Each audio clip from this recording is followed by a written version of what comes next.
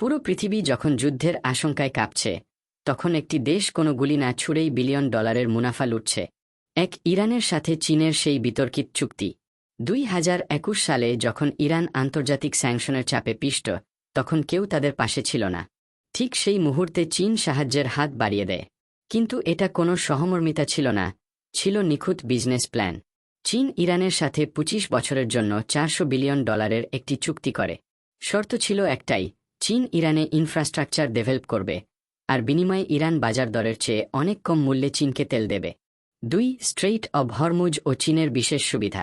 2026 সালের বর্তমান উত্তেজনায় আমেরিকা ও ইসরায়েল যখন ইরানের ওপর হামলা চালায়, ইরান পাল্টা ব্যবস্থা হিসেবে স্ট্রেইট অফ হরমুজ বন্ধ করার হুমকি দেয়। মনে রাখবেন, বিশ্বের 20% তেল সরবরাহ এই পথ দিয়েই হয়। কিন্তু আশ্চর্যের বিষয় হল, এই উত্তেজনার মধ্যেও ইরান চীনা জাহাজগুলোকে নিরাপদে যাতায়াত করতে দিচ্ছে। অর্থাৎ বিশ্বজুড়ে তেলের হাহাকার থাকলেও চীনের সাপ্লাই চেইন একদম সচল। 3. অল্টারনেটিভ এনার্জি ও সাপ্লাই চেইন নিয়ন্ত্রণ। যুদ্ধ শুরু হওয়ার পর চীনের দুটি জিনিসের বিক্রি রকেটের গতিতে বেড়েছে। সোলার প্যানেল, ইলেকট্রিক গাড়ি, ইভি। যখনই তেলের সংকট দেখা দেয়, মানুষ বিকল্প খোঁজে। আর চীন এই সুযোগটি আগে থেকেই তৈরি করে রেখেছিল। 2024 সাল থেকে চীনের মোট বিদ্যুৎ উৎপাদনের প্রায় 84% আসছে ক্লিন এনার্জি থেকে। ফলে তেলের বাজার অস্থিতিশীল হলেও চীনের অর্থনীতিতে তার প্রভাব পড়ছে খুবই কম। 4. ভাবমূর্তি বা global image, the high ground.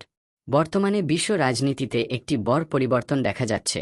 আমেরিকাকে অনেক ক্ষেত্রে সংঘাত সৃষ্টিকারী হিসেবে দেখা হলেও চীন নিজেকে একজন ইন্টারন্যাশনাল স্ট্যাবিলাইজার বা শান্তি স্থাপনকারী হিসেবে উপস্থাপন করছে।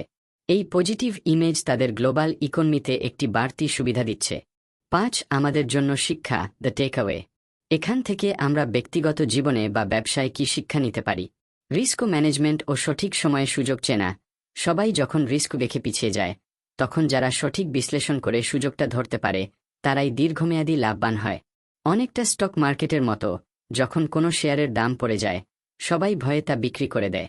কিন্তু আসল প্রফিট তারাই করে, যারা ওই কোম্পানির ভবিষ্যৎ সম্ভাবনা দেখে তখনই বিনিয়োগ করে।